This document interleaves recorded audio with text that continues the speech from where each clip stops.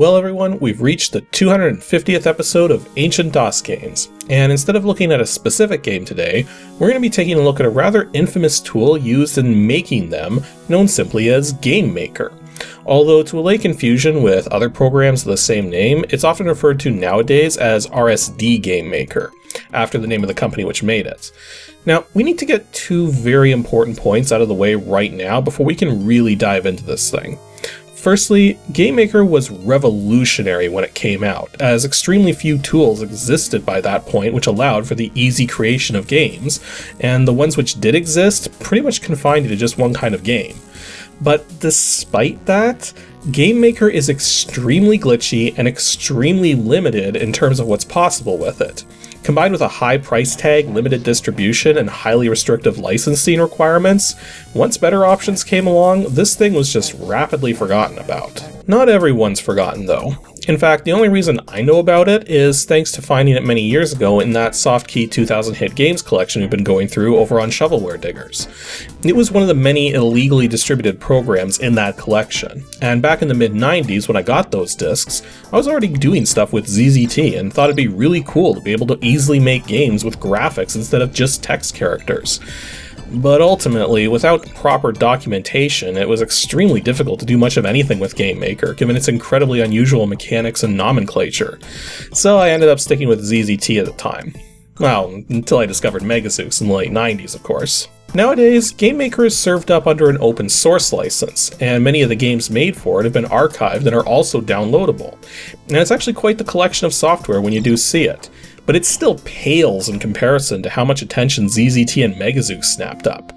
Game Maker has its place in DOS gaming history for sure, but it's a very small and very niche place compared to what it could have been if it had the same flexibility and reliability of its rivals.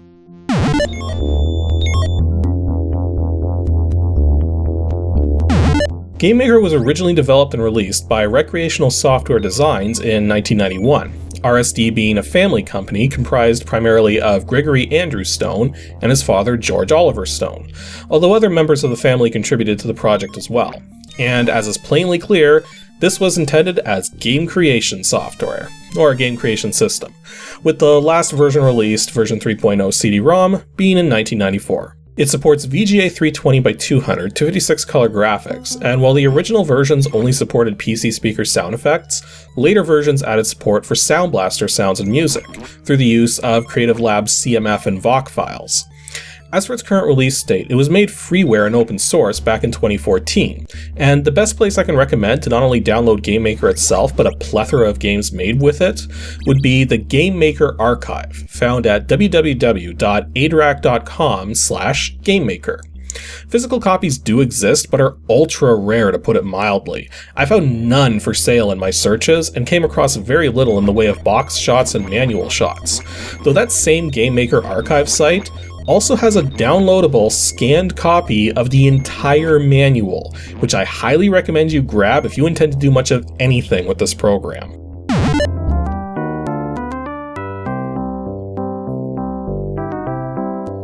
We'll get to the actual design process of a Game Maker game in a bit, but first, let's talk about how a typical Game Maker game actually plays. Every game made in Game Maker starts up with the same main menu options, allowing for playing the game, reading instructions for the game, reading the story details for the game, seeing the credits, seeing the high scores, or quitting out of the game. Game Maker will show random color gradients if any images needed for the title screen or menus are missing or undefined, while all other sections can be done either entirely with images, entirely with text, or a combination of the two. I should also point out that anytime the game engine allows use of an image file, you can use animations instead, or specifically formatted text files which define multiple files to load in sequence. No matter what the intent of the game being played, each one is made up of various components: maps, background tiles, monster tiles, character tiles, the monsters themselves, one or more characters, though only ever one at a time, color palettes, and sound effects, all of which tie together in some way or another. Because of the nature of the engine, most games made with Game Maker are either action games played from an overhead perspective with 4-directional movement, or are platformers, though there is the occasional game which finds ways to exceed the limitations of the engine and produce a genre that isn't easily accomplished. One of the reasons the game engine is so limiting is because there's zero programming. In fact, many of the design tools are graphical in nature, more so with the later versions of the software than with earlier versions, and only offer you options as to how things interact, rather than offering conditionals or logical progressions. This means whatever you want the game to do has to be possible within the limits of the interactions the engine makes available. As an example, one of the first things anyone will notice when trying to play a GameMaker game is that every platformer made for it will try to get you to use the numeric keypad for movement instead of the arrow keys, and will assign the 7 and 9 keys to diagonal jumps. This is because it's not possible to hold multiple keys down. I mean, you can, but only one key is going to be read at a time. The reason for this limitation is because you literally use relative animation frame positioning to define movement. So it'd be kind of weird to have the game try to process two animations on the same character at the same time. Another thing you'll notice is that there's no stats on the screen. Now, hiding the stats was an intentional decision, which I can't say I'm on board with. Well, ironically, Megazooks did this too, but Megazooks included the tools possible to make all kinds of varying status indicators, whereas here, you're forced to access your inventory screen to see your stats, and even then, you don't see all of your stats. Well, one of the ways people designing games in this are able to limit character actions, such as having limited ammo for a gun, is by using what's referred to as repetition counters, which set limits on how many times a particular character action can be performed, which you can then increase or decrease from tile interactions. But the problem is that you never get to visually see these repetition counters. So yeah, you can have limited ammo for a gun, but you'll never know how much ammo you have left. Same thing goes for special counters, which are similar to repetition counters, but are used for tile interactions instead, typically things like keys and locked doors. Characters also have health, money, lives, and score, though money is an optional feature which can be disabled for a game if you don't want to use it. One of the more unusual things you'll encounter with these games, though, are the monsters. Now, something I need to address is that there's no such thing as a sprite in GameMaker. Beyond the map tiles, you have monsters and characters, and that's it. That means any bullet fired by anything is technically a monster, as there's nothing else it could be, which means it has all of the same potential interactions as the actual monsters hunting the player. But what makes this even more unusual is that monsters don't have hit points. Instead, they have a power level. The way it works is that anytime two monsters make contact, or the player makes contact with a monster, first, any numerical interactions which have been set to occur with the tiles themselves will take place. Then the power levels are checked, with the player's power level always being equal to 100. If one monster's power level exceeds the others, the weaker one will be killed. Or if both are identical, neither monster will die. Though the character never dies directly from these interactions, so instead the monster will just continue to live and continue to make contact, possibly locking the player into a constant loop of injury animations. Yeah, these power level based interactions are the reason why so many GameMaker games with multiple weapons simply define which weapons are strong enough to kill which monsters, and if they're not strong enough, they simply have no effect. Also, because monsters don't have hit points, this means to emulate multi-hit monsters requires an entirely different approach, such as having monsters change into different kinds of monsters when they get shot.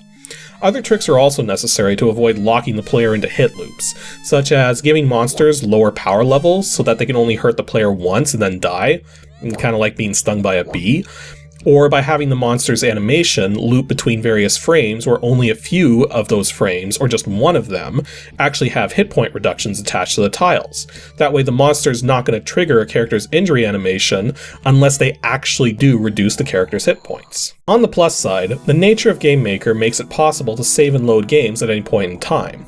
Though since many of the games made for GameMaker are simple and short, you may not find yourself using this feature very often, if at all. And the last thing to mention before we talk about actually making games with this thing is the camera. Quite frankly, the camera sucks and is completely unsuitable for most kinds of games. The only control you have over the camera is locking which directions of movement are allowed to scroll it.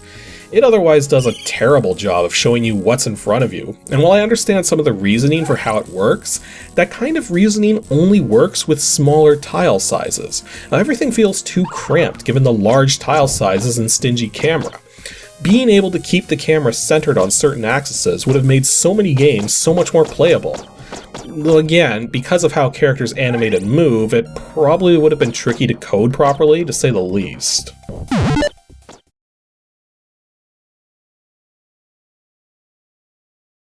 So, let's talk about how a Game Maker game comes together by making our own. I'm going to skip over the palette editor because chances are you're never going to use it, unless you're trying to make your game 100% in Game Maker without any external software, which is, quite frankly, both a bold and bonkers idea. Instead, you're probably going to want to import graphics from other software, but many users of Game Maker likely ran into their first hurdle right here. Game Maker's only supported graphics file format is GIF, or GIF or GIF or however you want to pronounce it. This was still a relatively new file format when Game Maker debuted, and only a tiny handful of graphics applications supported it. A Deluxe Paint Animation was one such program, but not everyone had that one. I had Deluxe Paint 2 Enhanced, which did not support GIF files. So in this event, you had to have some other program to do file conversions. A common one in the 90s being Graphics Workshop. The strictly requiring GIF and not also including support for other more common DOS image formats like PCX, LBM, and PIC was definitely a mistake. Although I guess it does support FLI animations too, but not well, as I couldn't make one which would load properly. Although the actual import process is designed to be idiot-proof, which is a nice touch. When you go to import graphics into a tile set, it won't let you until you select the tile you want the grab operation to begin from, and once you make a grab, you again have to select the next tile you want to change before it'll let you. Now, because you can import over half of the full allotment of 150 tiles in one click, locking the user from making a huge mistake was probably a good idea. Plus, you don't have to select individual tiles. You can just right-click to select the next free tile in the set. Still, changes aren't saved until you explicitly tell the program to save a file, and even then you'll be given an overwrite warning if the file name you started with doesn't match the file name that you're saving to. Now, importing your graphics is all well and good, but you still need to define the metadata for your tiles, which is done with the tile editor. While this editor does have rudimentary graphics tools in place, they're so basic that you really don't want to be stuck using them if you can avoid it. But this screen still makes it possible to check that your animations are working right, at least, with the scratch pad on the right, and you're still going to need to assign all of the extra data that the tiles can have. Background tiles are the most complicated. You can set which directions they're solid from, as well as which directions gravity will push the character in, keeping in mind that monsters are not affected by gravity. Now, typically for a platformer, you'd want all your tiles to have downwards gravity, but you can also use gravity to create conveyor belts, wind, or by setting opposite directions to both have gravity, you can create horizontal or vertical momentum on the tile, meaning whatever momentum the character had when entering the tile, they'll keep until they leave the tile, which is good for ice or space physics. The top right corner has settings for what to do when a character touches a tile, with some considerations to keep in mind. You can have a tile change to a different kind on contact, or you can affect score, hit points, or a specific counter. The important thing to note about affecting specific counters is that if you try to go negative and the counter is incapable of going negative, the character is not allowed to change the state of the tile. Now, this is how you're able to create a locked door, or items which require a particular amount of money to pick up. Which, yeah, that's another option in the corner down there, is whether a tile is considered to be an object the player can pick up or not, as you can tie character sequences to requiring that a specific object be in the player's inventory. You can also set up animations and monster creation. An extremely important note about creating animations is that they're tied to a global timer. This means it's not possible to produce animations which start and stop on demand. All animations have to be loops. You can cut into a loop from a different animation or action, but if an animation doesn't ultimately loop itself, it'll never play back more than once, ever, and even then, only at the very start of playing on the map. If animations weren't locked to a global timer, then you could do sequences like having doors open and shut, but it's simply not possible. Well, not with background tiles alone anyways, you could probably do it with the monsters. Now, speaking of the monsters, that last option there is for creating them, and it has it so that when a tile is in range of the character and the global timer passes a particular tick, it'll create the monster number indicated. And I should mention the ticks are timed to the interrupt timer, so 1 second equals 18.2 ticks. so it's kind of impossible to time anything out to exact seconds. Though you can time things out to multiples of 5 seconds, as that would be exactly 91 ticks. Back to monster creation though. To save on memory, the game doesn't process monster creation on tiles outside of about 1.5 screen widths from the player. So that's something to keep in mind, as you can't use this feature to create long-running monster creating sequences. Besides which, there's only a limit of 200 active monsters at a time anyways, and that includes every monster you place manually on a map. And there's also a 50 monster limit for anything within range of the player. Monster tile sets store a bit less info than background tiles, as they don't produce gravity, cannot birth monsters, and cannot be changed to other tiles on contact, as monster animations are set up in a special way. They can still be made solid though, which is particularly important if you want to have things like breakable walls. Character tiles literally have no extra data saved other than animation data, which again isn't used because of customizing the animations differently. It's just there for assistance with the scratch pad in the editor. Now, creating monsters is quite the involved process. You first need to create an animation for the monster, having various tiles it runs through in sequence with delays between each. Then you have a huge number of properties to set up. Movement is perhaps the most notorious because this is basically the equivalent of AI. You can either have a monster move towards the player, away from the player, according to a predetermined pattern, or you can have monsters move to completely random spots. This pretty much makes it impossible for monsters to react in intelligible ways. You do have an option to set an attack pattern, which is just a fixed movement pattern which only occurs when the player gets close, but this often glitches out in horrible ways and it's difficult to really get working right, or at all sometimes. You also set the monster's ability to pass through solid walls, its power level, how it dies, if another monster spawns in its place when it dies, and how many points it's worth when it dies. Remember, monsters can only die from contact with the character or other monsters if their power level is weaker than what they're making contact with. So it's also possible to set monsters to die within a time limit, or when they complete their movement pattern.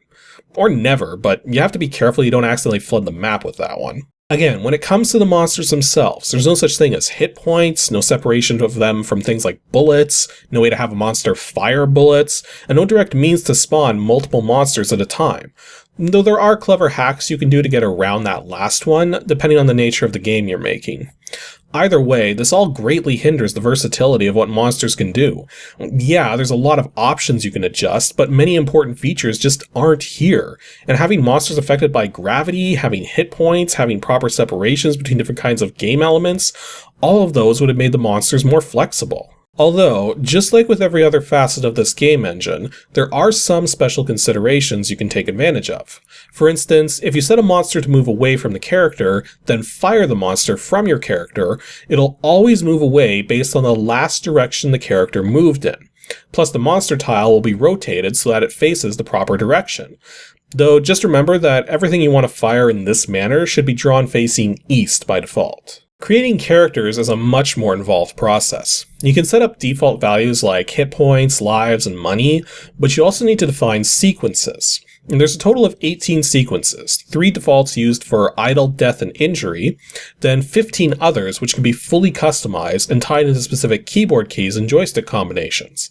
Each sequence can also have animations and sound effects tied in. Now, one of the drawbacks here from an animation perspective is that the idle animation cannot be left blank. Even if you intentionally leave it blank, the character will default to the first tile in the tile set in use. Thus, you can't have characters stay in a particular look when they stop moving. The length of the injury animation sequence also affects how often you can take damage, as you can't take damage while the injury animation is playing out. But you're also locked out of your controls, meaning you can't move while the injury animation is playing out either.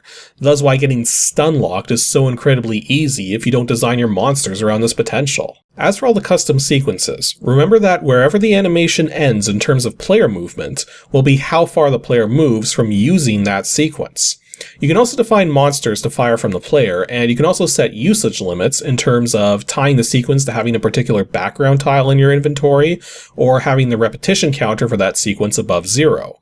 There's also interruption and auto-repeat settings. If a sequence cannot be interrupted, then that means until the sequence ends, and no longer repeats, the character is incapable of doing anything else, which is fine for single-use sequences, but not useful at all for things like walk animations.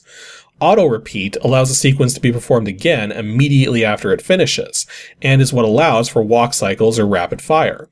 Though remember, you can only hold one key at a time, so if you attach auto repeat to something like firing a gun, you can't move until you stop firing. There's a couple other important notes about characters. The first is that you may sometimes want to have a particular key function differently depending on the inventory or repetition counter states.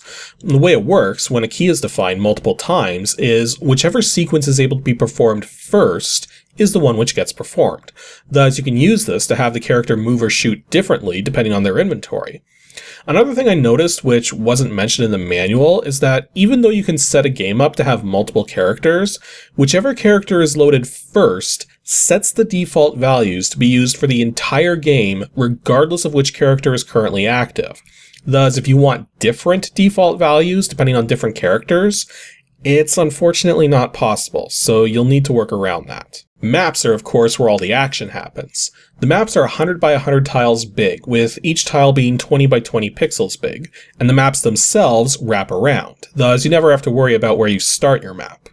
Unfortunately, creating maps is kind of a slow process. You have very limited control over which tiles you can put down, as you can only select from 8 at a time. And there's no eyedropper feature, so adding fine details takes forever. But you can draw both zoomed in and zoomed out, so making a rough outline of a map goes pretty fast, thankfully. It's also important to keep in mind if you're making a game with small levels, or levels which only scroll on one axis, that you can place your level entrances and exits both within the same map, as maps are just linked to each other through the scenes in the game. The sound editor is extremely basic and just lets you adjust PC speaker waveforms or attach VOC files. This means making PC speaker sound effects that are actually decent is nearly impossible. If you want decent sound in your game, you absolutely need to use the Sound Blaster sound capabilities. And the last piece of the puzzle is the integrator. This is where you create your scene tree and link everything together, including entrance points and exit points into and from each map. Each scene basically has a bunch of files you link into it, and then it loads all of that up when the scene is loaded. Since everything ultimately boils down to ID numbers, you can actually take advantage of this, having multiple maps with different graphics, still using the same tile ID values for things like power-ups and items.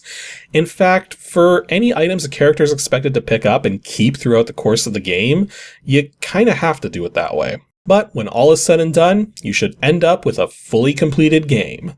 This is why I needed an extra week to make this video, because I decided to go through the entire game building process to be sure I was up to snuff on everything. And this is what I created. EGA Combat Gladiators Arena.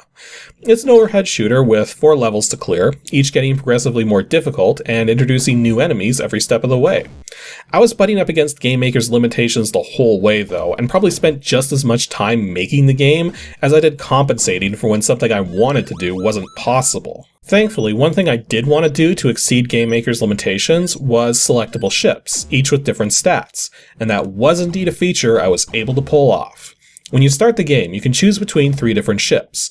The Tonto is the fastest moving, but takes the most damage when hit. The Cutlass takes the least damage when hit, but has the slowest, shortest range weapons, while the Falchion has the fastest, longest range weapons, but moves the slowest. I've made the game available as a free download from my own website, and I'll have a link to it in the video description. Plus, I've included it in both GAM and EXE format, so you can either run it on its own, or through the GameMaker software itself. Actually, probably a good thing GameMaker is open source and freeware nowadays, otherwise, this might not have been legal.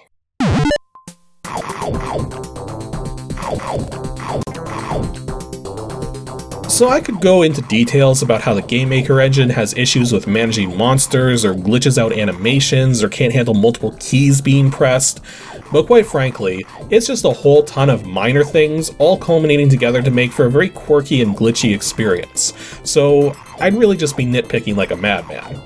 But there is one extremely major issue GameMaker as a whole had, and it doesn't even have anything to do with the actual software, but rather the licensing. I'm not sure if I've ever explained this in an Ancient DOS Games video yet, but no one ever, quote, buys software. When you spend money on a piece of software and bring it home, you're not buying a legal right to the software itself, you're buying a legal right to use it, typically referred to nowadays as an End User License Agreement, or EULA. And those rights have limitations, typically in the form of not producing illegitimate copies, not using the software on more than one computer at a time without purchasing additional licenses, that sort of thing. The license agreement dictates what your purchase allows you to do with the software. For a game, this is straightforward, since all you do is play it. For something like Game Maker, where you're creating games, this is where things get a little more complicated. Modern game creation tools have license agreements which spell out exactly what forms of distribution are allowed and with what levels of compensation for the authors of those tools. Generally speaking, none of the modern tools out there are going to gouge you for cash until you're well past the point of it really making any dent in your profits. Except for the initial cost to entry with some of them. I typically champion around the Godot engine nowadays since it's completely free to use and extremely powerful, although perhaps a little too intimidating for anyone unfamiliar with such software, since it does virtually no hand-holding. And I do want to quickly point out too that the Game Maker Studio software that you see used a lot nowadays has nothing to do with RSD Game Maker. But RSD Game Maker's licensing was restrictive, to put it mildly. And firstly, freeware distribution was not an option, technically. The licensing allowed you to make up to 10 copies of your games to share for free, but that was it. Any further distribution required you to either purchase a commercial license or distribute through shareware with a minimum registration fee of $5. And no matter which distribution method you chose, royalties would be due to RSD on all copies sold. This licensing severely restricted what people were legally allowed to do with the software, and in a sense stifled knowledge of it. RSD did take out a bunch of magazine ads to promote sales, but because of these restrictions on distribution, it wasn't easy to spread the word about Game Maker. In fact, I'm pretty sure all of the games out there made with this software were distributed as shareware, with the authors completely unconcerned with making any money back, since tacking on a shareware registration fee was the only way to make free distribution legal as per the licensing terms. And I haven't heard of any games made with this ever being sold in a box. But hey, if anyone knows of one, let me know. It'd certainly be an odd thing to look into. But yeah, these extreme restrictions, combined with Game Maker's very high initial price point of $89 US, are definitely aspects which led to its being forgotten, despite being illegally distributed amongst BBSs and even in that Softkey shareware collection I've got. And I think the nails in the coffin were ZZT and Megazooks. ZZT came out later the same year Game Maker debuted, at a price point of only $12.95. And although Megazooks came 3 years later in 1994, it too only had a price point of $15, and neither ZZT nor Megazooks had restrictions on distribution, and despite the lack of 256 color VGA graphics, both programs are considerably more powerful in terms of what kinds of games can be made, and considerably easier to use. Game Maker just didn't stand a chance going up against those two programs. Overall, despite its issues, Game Maker is still a very interesting part of DOS gaming history. It did things very differently and helped open the floodgates for making games as quickly as possible without an ounce of coding experience. But I feel it bit off a bit more than it could chew. Even the main programmer, Gregory Andrew Stone, has commented on how he spent more time just trying to make Game Maker work properly and to keep up with changing hardware and specs than he did adding features or content. It had some major potential that was unfortunately never fully realized, and probably could have been if things didn't change so rapidly.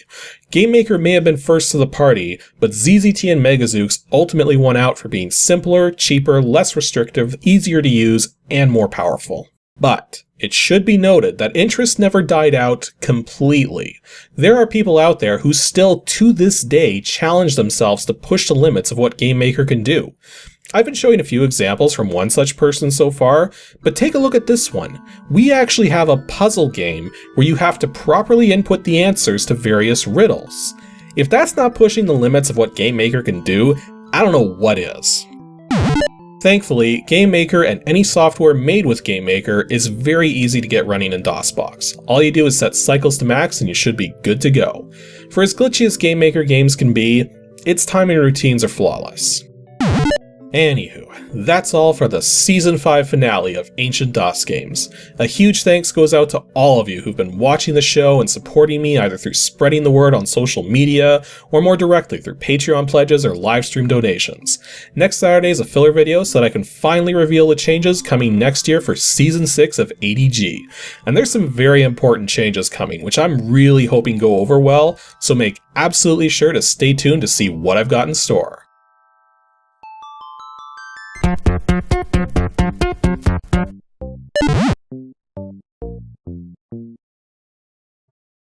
Thanks for watching, everyone, and special thanks to everyone supporting me on Patreon. Here's a small random set of you guys.